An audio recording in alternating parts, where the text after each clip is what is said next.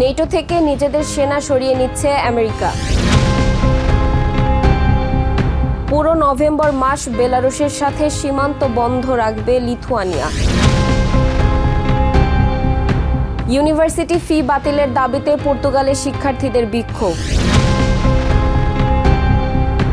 শিল্পীদের আঁকা আসল ছবি দর্শনে মানসিক ও শারীরিক শান্তি পাবার সফল পরীক্ষা চালিয়েছেন লন্ডনের একদল গবেষক। ইউরোপের হালনাগাদ ও বৈচিত্র্যময় খবরাখবর আপনাদের সামনে এক নজরে তুলে ধরছি আমি সামিরা বাঁধন।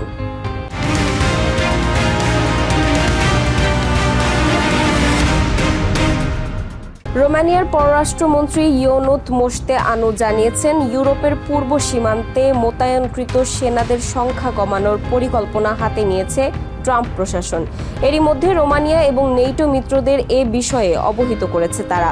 এই পরিকল্পনার আওতায় রোমানিয়ার মিহাইল কোগালনিচিয়ানো বিমান ঘাঁটিতে নতুন করে সেনা মোতায়েনের সিদ্ধান্ত বাতিল করা হয়েছে। মোস্তেআনু আরও জানান, ওয়াশিংটনের অগ্রাধিকারের পরিবর্তনের কারণে এই সিদ্ধান্ত প্রত্যাশিত ছিল, তবে আনুমানিক 1000 আমেরিকান সেনা রোমানিয়ায় মোতায়েন থাকবে। নেটোতে নিযুক্ত আমাদের রাষ্ট্রদূত এবং সামরিক কর্মকর্তার মাধ্যমে আমাদের প্রতিরক্ষা মন্ত্রণালয়কে আনুষ্ঠানিকভাবে তারা বিষয়টি জানিয়েছে। আমেরিকা তাদের সামরিক অবস্থান নতুন করে ভাবছে, যা বছরের শুরুতে ঘোষিত একটি বড় পরিকল্পনার অংশ। আমেরিকা ইন্দো প্যাসিফিক অঞ্চলের দিকেও মনোযোগ ঘুরিয়ে নিচ্ছে।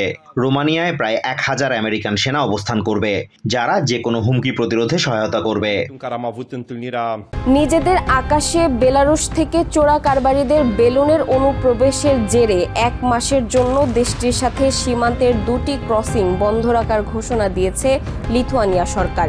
বুধবার লিথুয়ানিয়ার প্রধানমন্ত্রী ইনগা রুগিনিয়েনে এই বিষয়টি নিশ্চিত করেছেন।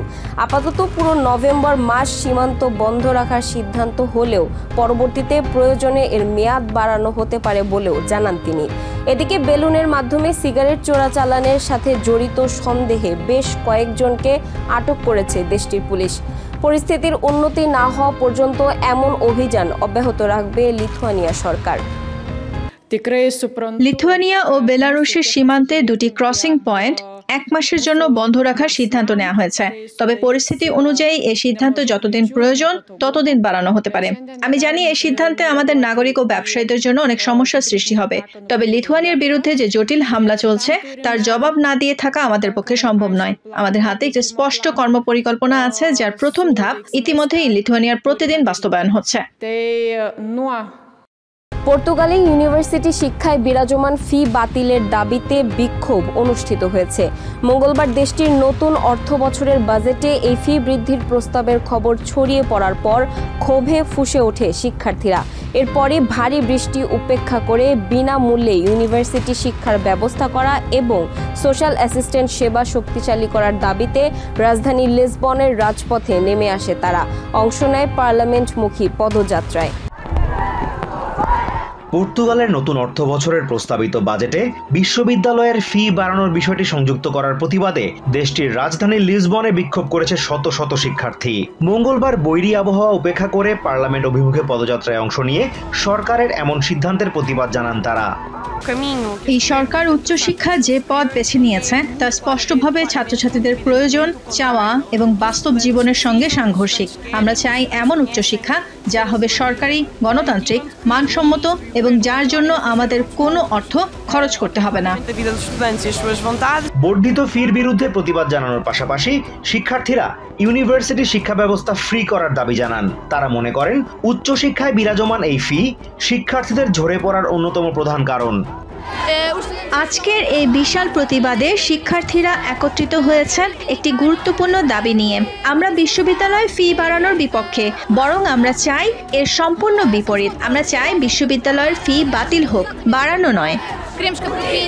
ফি ছাড়াও লিসবনে বাড়ি ভাড়ার খরচ অনেক বেশি হওয়ায় আবাসনের অভাবও তাদেরকে ভোগাচ্ছে বলে জানান শিক্ষার্থীরা। মঙ্গলবার পর্তুগালের পার্লামেন্ট মধ্য ডানপন্থী সংখ্যালঘু সরকারের 2026 সালের বাজেট বিল প্রথম দফা উপস্থাপনের পরই অনুমোদন করে। বিরোধী দল সোশ্যালিস্ট পার্টি ওই অধিবেশনে অনুপস্থিত থাকার ফলেই এমনটা সম্ভব হয়। 2021 সালের পর এবারই প্রথম ইউনিভার্সিটি ফি বৃদ্ধির মতো পদক্ষেপ নিল পর্তুগাল সরকার। তবে অর্থের হিসাবে বৃদ্ধির এই পরিমাণ মাত্র 13 ইউরো বা $15.13 হলেও বছরের শুরুতে একজন শিক্ষার্থীকে ফি বাবদ 710 ইউরো বা $826.27 পরিশোধ করতে হবে। আর এই পুরো ফি বাতিলের দাবিতেই শিক্ষার্থীদের রাজপথে নেমে আসা।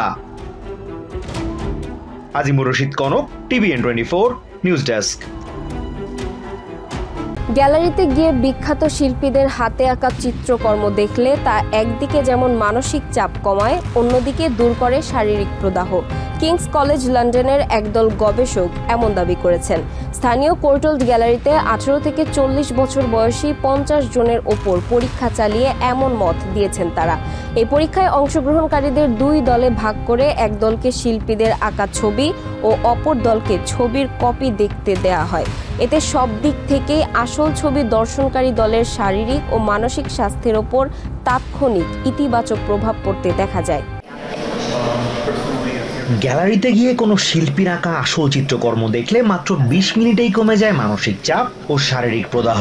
ব্রিটেনের রাজধানী লন্ডনের কোর্টল্ড গ্যালারিতে চালানো এক গবেষণায় এমন মজার তথ্য উঠে এসেছে।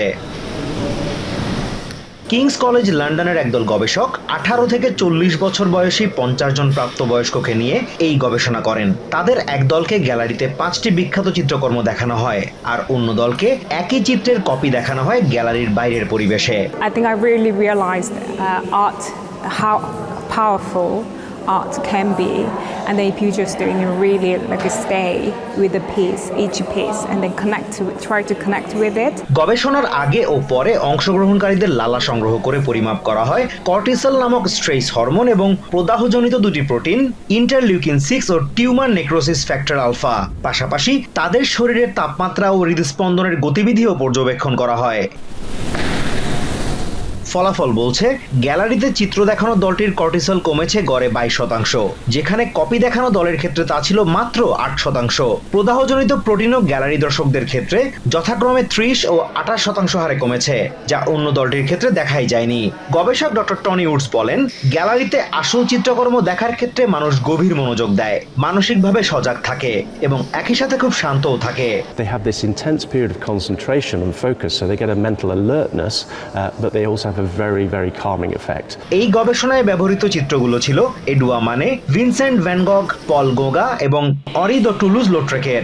একই ঘরে চিত্রগুলো রাখা হয়েছিল যেন দর্শকদের কম চলাফেরা করতে হয় এবং বিভিন্ন আবেগের প্রকাশ খুব সহজে পর্যবেক্ষণ করা যায়। ব্রিটেনের মিউজিয়াম এবং গ্যালারিগুলোর জন্য জাতীয়ভাবে অর্থ সহায়তা দেয় আর্ট ফান্ড। প্রতিষ্ঠানটির পরিচালক জেনি ওয়ার্ডম্যান বলেন, শিল্প বোঝা না বোঝায় কিছুই যায় আসে না। শিল্প সম্পর্কে কিছু না জানলেও গ্যালারিতে গিয়ে চিত্রকর্ম দেখলে মানুষের শরীর ও মন উপকৃত হয়। We've got the scientific research to back it up, and what's really exciting is that the impact on your health is the same if you know everything about art or if you know nothing about art. গবেষকরা বলছেন, যদিও এটি ছোট পরিসরের একটি পরীক্ষা, তবে হেলাফেলা করার কোনো সুযোগ নেই। শিল্পকর্ম দেখার অভিজ্ঞতা শরীরের উপর তাৎক্ষণিক ইতিবাচক প্রভাব ফেলে। ভবিষ্যতে বড় পরিসরে আরো গবেষণা প্রয়োজন, যাতে বোঝা যায় এই পরিবর্তনগুলো দীর্ঘমেয়াদে স্বাস্থ্য এবং মানসিক সুস্থতায় কতটা কার্যকর। Azimur Rashid Kanak, TVN24 news desk. এক নজরে ইউরোপের আরও নানা খবর পেতে চোখ রাখুন TVN24 নিউজ নেটওয়ার্কের ইউটিউব ও ফেসবুক পেজে। নিউ ইয়র্ক থেকে সম্প্রচারিত TVN24 টেলিভিশন বিশ্বজুড়ে বাঙালির কণ্ঠস্বর।